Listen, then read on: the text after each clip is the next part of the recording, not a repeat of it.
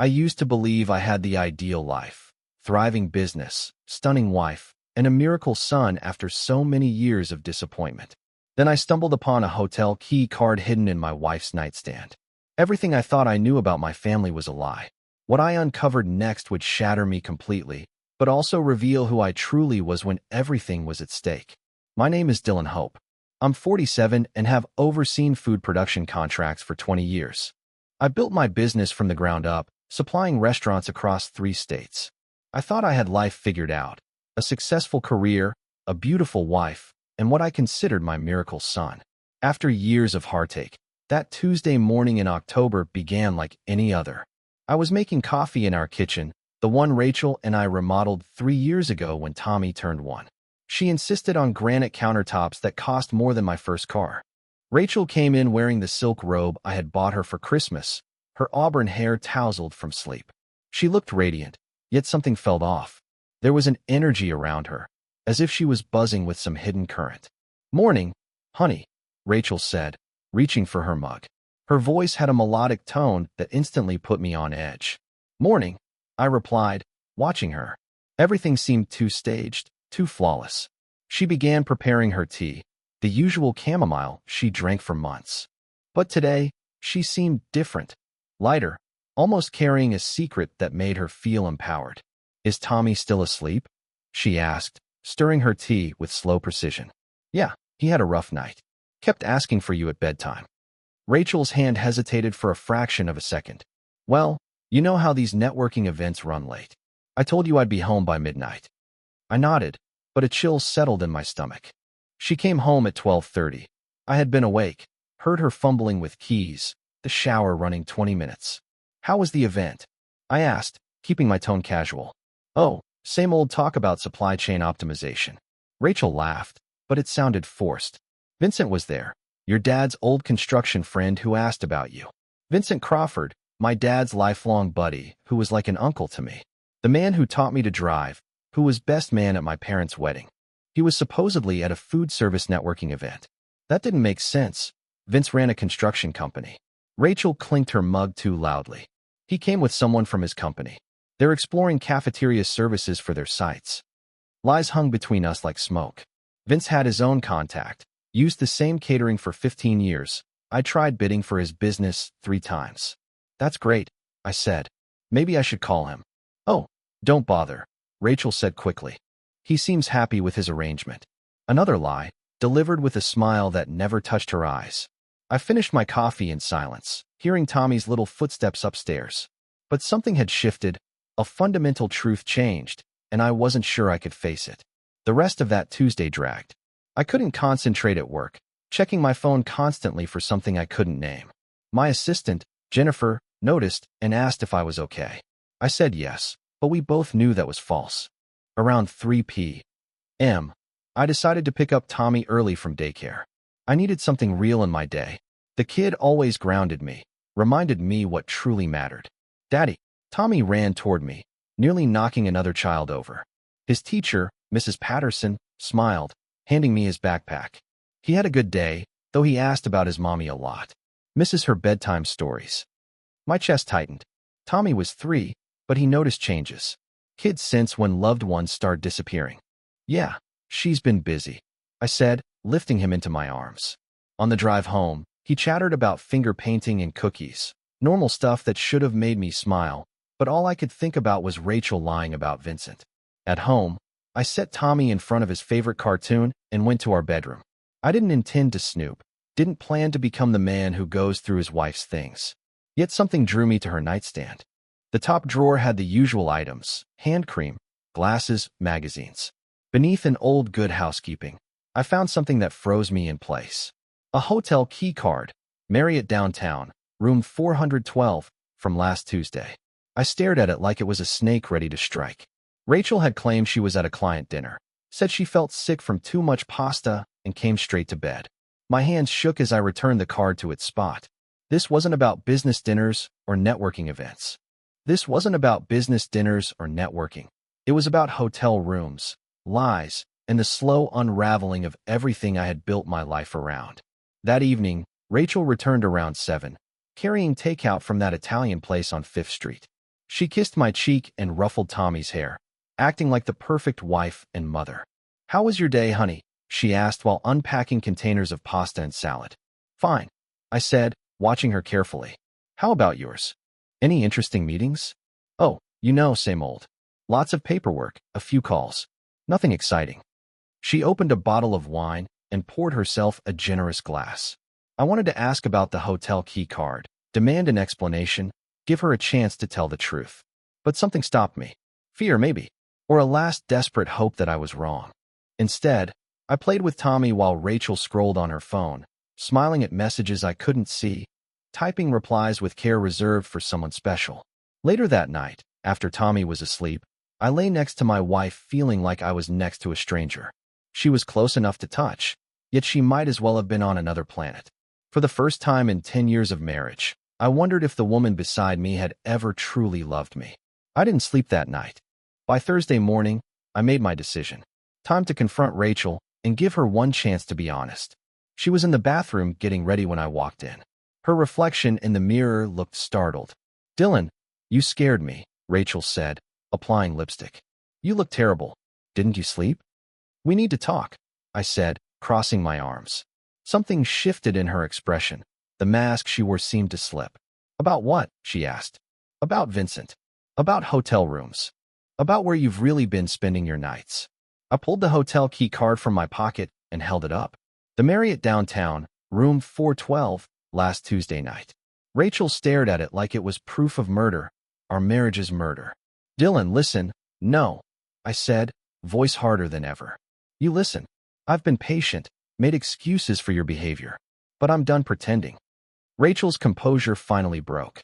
Her face flushed, venom creeping into her voice. "Don't be mad," she said as if I were a child throwing a tantrum. The condescension hit me like a punch. After everything, she treated me like I was unreasonable. "Don't be mad," I repeated, feeling a cold weight settle in my chest. "Don't be surprised when I'm not here." I walked out, leaving her standing with her mouth open. I had given her a chance to explain, to show remorse. Instead, she treated me like an inconvenience. Downstairs, Tommy ate cereal, humming to himself. He looked up as I entered. "Morning, Daddy. You look different today." "Different how, buddy?" "Stronger," he said, returning to his cereal. Out of the mouth of babes, my 3-year-old saw what I had been blind to for months. I wasn't the same man making excuses. That Dylan Hope was gone. 20 minutes later, Rachel came downstairs, composure restored. She kissed Tommy's head and grabbed her purse as if nothing had happened. "We'll talk tonight," she said, more like a threat. "Yes," I replied. "We will." After she left, I called my brother Chase. The old Dylan would have suffered in silence, but that man was dead. The one who had taken his place was ready for war. That evening, Rachel came home with Chinese takeout, wearing a fake smile. Tommy was upstairs playing. "Good," I said as she unpacked. "That gives us time to clear up this morning's misunderstanding." She poured wine, hands perfectly steady. "Dylan, I know how that hotel key must have looked." "Stop," I held up my hand. "Before you speak, know I've spent the day making phone calls." Her smile faltered. "What kind of calls?" I opened my laptop toward her. The screen showed a detailed private investigator's report. Photos, timestamps, credit card records, everything in black and white. Rachel went pale scrolling through the evidence.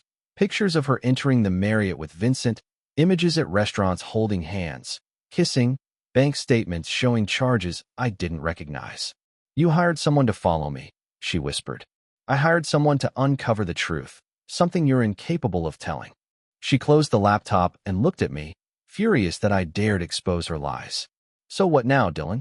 You going to play the wounded husband?" "I'm not playing. I am the victim of your lies and betrayal." Rachel laughed harshly. "Our family. You mean where you work 60 hours a week and expect me to raise your son alone?" "My son." The words hit like ice water. "What do you mean, my son?" Panic flickered across her face before her mask returned. Too late. I had seen the truth in that unguarded moment. Tommy's birth timing, her secrecy during pregnancy, the fact he looked nothing like me. "How long, Rachel? How long with Vincent?" She stood, smoothing her skirt for battle. "Longer than you think." It had been the only thing keeping me sane in the prison of a marriage I once believed in. The cruelty was staggering.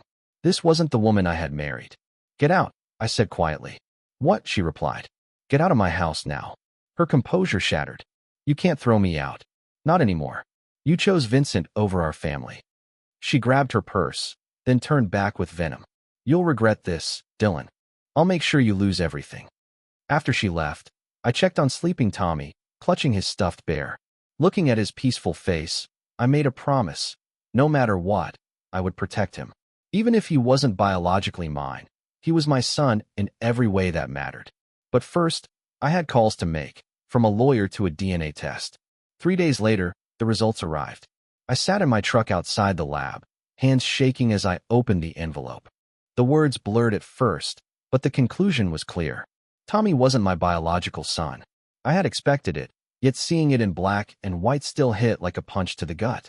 3 years of midnight feedings, first words, scraped knees, bedtime stories. 3 years of being his dad, and now science said he belonged to Vincent Crawford. But as I stared at the numbers, something shifted inside me. Biology doesn't define a father. Vincent may have provided DNA, but I had given everything else. I was the one who taught Tommy to tie his shoes, who kissed his forehead after nightmares, who would die before letting anyone harm him. That evening, I picked up Tommy from daycare as if nothing had changed. For him, nothing had. He was still the little boy who ran to me with open arms, called me Daddy, and trusted me to keep him safe. Daddy, you look sad again, Tommy said as I buckled him into his car seat. I'm not sad, buddy. Just thinking about Mommy. Is she coming home soon?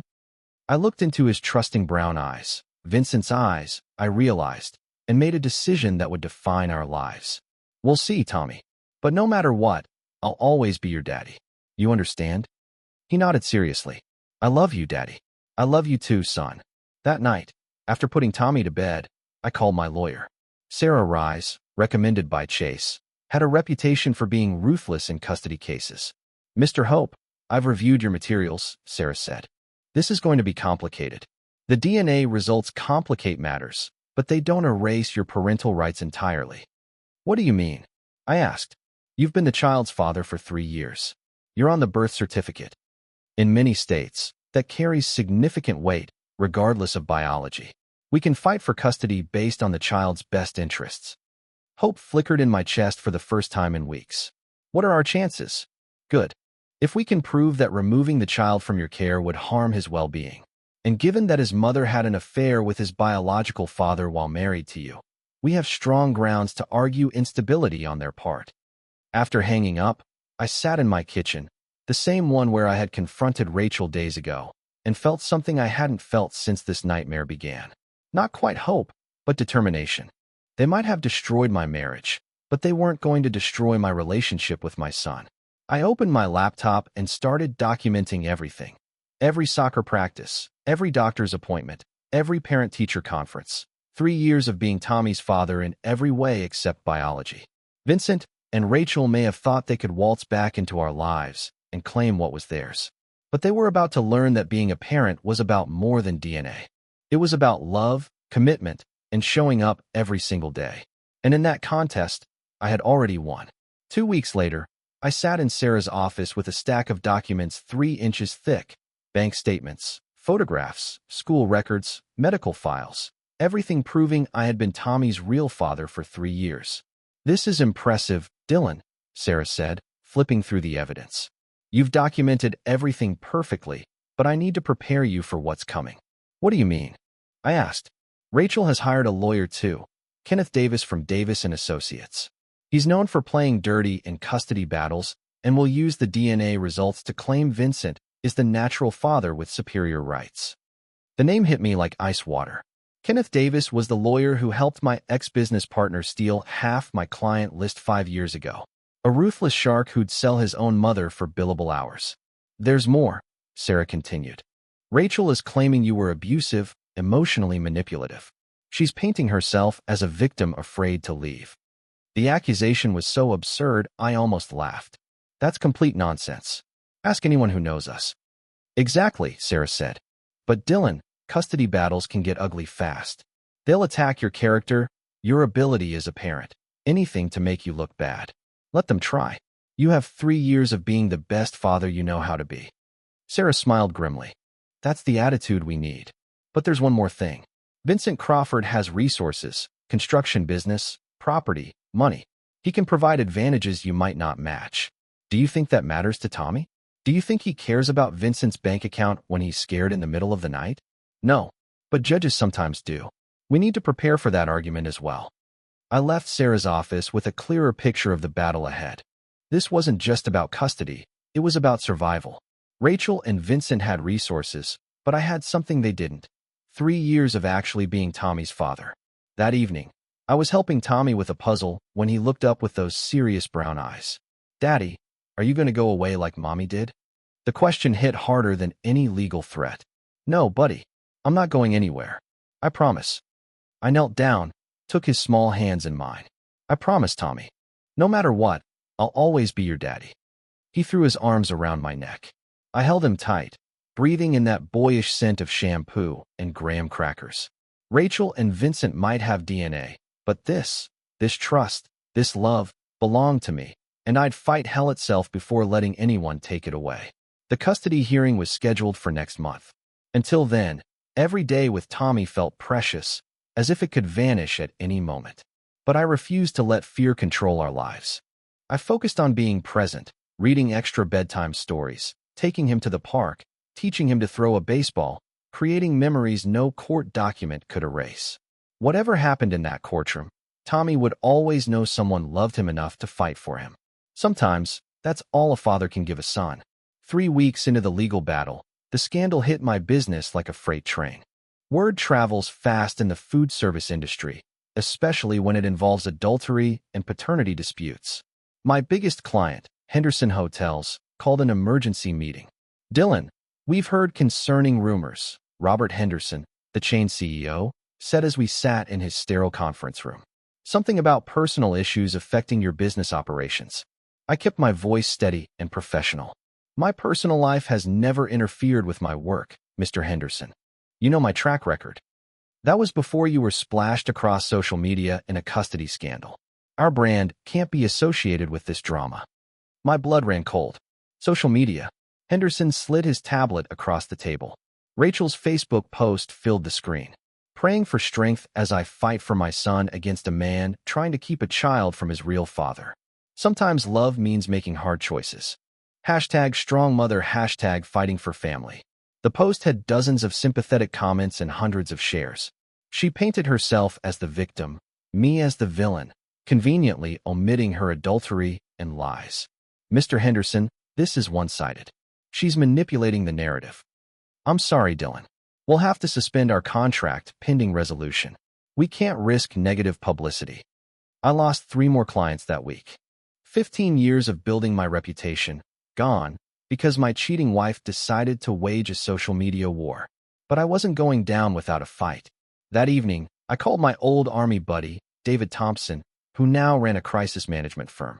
We had served together in Afghanistan, and I trusted him with my life. "Dylan, brother, I heard about your situation. This is a hit job, plain and simple. But we can fight back. Carefully, strategically, document everything. Build a counter-narrative based on facts, not emotion. But first, you need to disappear from social media completely. Don't respond to her posts. Don't defend yourself publicly. Let your lawyer handle the legal side while we manage public perception." David was right, but staying silent while she destroyed my reputation was the hardest thing I'd ever done. Every instinct screamed at me to tell my side, to expose her lies.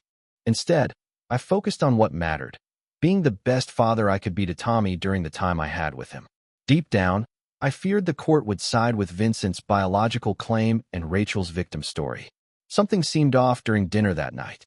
"Daddy, why do people keep staring at us at the grocery store?" His innocence broke my heart. At 3 years old, he was already feeling the effects of his mother's public campaign against me. Some people have to gossip, buddy. But it doesn't matter what they think. What matters is that I love you. Will it go away? I knelt to his level, looking into those brown eyes that weren't mine, but somehow still were. "Tommy, listen carefully. No matter what happens, no matter where we end up, I will always be your daddy. Distance can't change that. Courts can't change that. Nothing can." He threw his arms around my neck. I held him tight, breathing in the smell of shampoo and graham crackers, memorizing the rhythm of his heartbeat against my chest. Rachel and Vincent might have DNA, but this trust, this love, belonged to me, and I would fight hell itself before anyone took it away. The custody hearing was scheduled for the next month. Until then, every day with Tommy felt precious, as if it could vanish at any moment. But I refused to let fear rule our lives. I focused on being present, reading extra bedtime stories, taking him to the park, teaching him to throw a baseball, creating memories no court document could erase. Whatever happened in that courtroom, Tommy would always know someone loved him enough to fight for him. Sometimes, that's all a father can give a son. 3 weeks into the legal battle, the scandal hit my business like a freight train. Rumors spread fast in the food service industry, especially when adultery and paternity disputes were involved. My biggest client, Henderson Hotels, called an emergency meeting. "Dylan, we've heard concerning rumors," Robert Henderson, the CEO, said in his sterile conference room. "Something about personal issues affecting your business." I kept my voice steady. "My personal life has never interfered with my work, Mr. Henderson. You know my track record." That was before social media exploded with your custody scandal. Our brand can't be associated with this. My blood ran cold. Henderson slid his tablet across the table. Rachel's Facebook post filled the screen. "Praying for strength as I fight for my son against a man trying to keep a child from his real father. Sometimes love means making hard choices. #strongmother #fighting for family." The post had dozens of sympathetic comments and hundreds of shares. She painted herself as the victim, me as the villain, leaving out her affair and lies. "Mr. Henderson, this is one-sided. She's manipulating the narrative." "I'm sorry, Dylan. We'll have to suspend our contract pending resolution. We can't risk negative publicity." I lost 3 more clients that week. 15 years of building my reputation, gone, because my cheating wife decided to wage a social media war. That evening, I started planning my response. I called David and followed his advice, documenting every detail, focusing on Tommy, and preparing to fight for the truth in court. The courtroom felt like a battlefield. Rachel sat at the plaintiff's table with Kenneth Davis, looking like the perfect grieving mother in a conservative blue dress. Vincent sat behind her, gray-haired and respectable in his best suit, playing the concerned biological father. I sat with Sarah, wearing my only decent suit, trying to project confidence I didn't feel. Behind me, Chase had taken time off work to show support, along with 3 of Tommy's daycare teachers who volunteered to testify about my involvement. Judge Patricia Hawkins, a stern woman in her 60s with sharp eyes, presided. She had been on the family court bench for 20 years, and Sarah warned me she didn't tolerate nonsense. "This is a complex case involving paternity, custody, and allegations of misconduct," Judge Hawkins began. "I want to hear from both sides, but my primary concern is the child's best interest. Personal grievances are secondary." Kenneth Davis spoke first, portraying Rachel as a devoted mother trapped in a loveless marriage, Vincent as the wronged biological father, and me as a controlling husband trying to punish Rachel by keeping her from her child. "Your Honor, the DNA evidence is clear. Vincent Crawford is the biological father. While Mr. Hope may have formed an emotional attachment, that doesn't supersede the natural father's rights or the mother's claims." Sarah stood for our defense. I had never been more grateful for her reputation. "Your Honor, biology doesn't make a father. Mr. Hope has been this child's dad for 3 years. He gets up at midnight when Tommy has nightmares. He knows Tommy's favorite bedtime story, his allergies, his friends at daycare. DNA is just science, but fatherhood is love, commitment, and presence." The next 2 hours were brutal. Rachel testified with tears about her unhappy marriage and fear of my controlling behavior. Vincent spoke about wanting to be a real father to his biological son. Both painted me as an obstacle to their happy family reunion. Then it was my turn. "Mr. Hope," Sarah said gently, "tell the court about your relationship with Tommy." I looked at the judge, then at the gallery where Tommy's teacher sat, and found my voice. "Your Honor, I've been Tommy's father since the moment he was born. I was there in the delivery room when he took his first breath. I changed his first diaper, gave him his first bottle, paced the floor with him through colic. I taught him to say daddy, and to use please and thank you. I've never missed a doctor's appointment or parent-teacher meeting. When he falls, he calls for me. When he's scared, he crawls into my bed. And when he laughs, It's the most beautiful sound in the world. My voice cracked slightly, but I pressed on. DNA may show Vincent Crawford as the genetic father, but I've given him everything else. My time, my love, my whole heart. Tommy is my son in every meaningful way, and I will fight for him until my last breath. The teacher testimonies were devastating for Rachel's case. Mrs. Patterson, Tommy's daycare teacher, described my constant involvement and noted Rachel's frequent absences. Tommy's pediatrician testified that I attended every appointment while Rachel often rescheduled. When Judge Hawkins called a recess, Sarah squeezed my shoulder. "That was perfect, Dylan. You've shown them what a real father is." But as I watched Rachel whisper urgently with her lawyer, I knew the fight was far from over. The legal system favors biological parents and mothers, and I was neither. I was just a man who loved a little boy more than life itself. The battle wasn't over, but at least now the court understood who Tommy's real father was. After a tense 2-hour deliberation that felt like an eternity, Judge Hawkins returned. Tommy's future hung in the balance, and I could barely breathe as she reviewed her notes. "This has been one of the most challenging custody cases I've overseen," she began. "The court has considered all testimony, evidence, and expert opinions. While DNA confirms biological paternity, the law recognizes that the child's best interests override biological claims when there's a conflict." My heart raced. Sarah reached over and held my hand.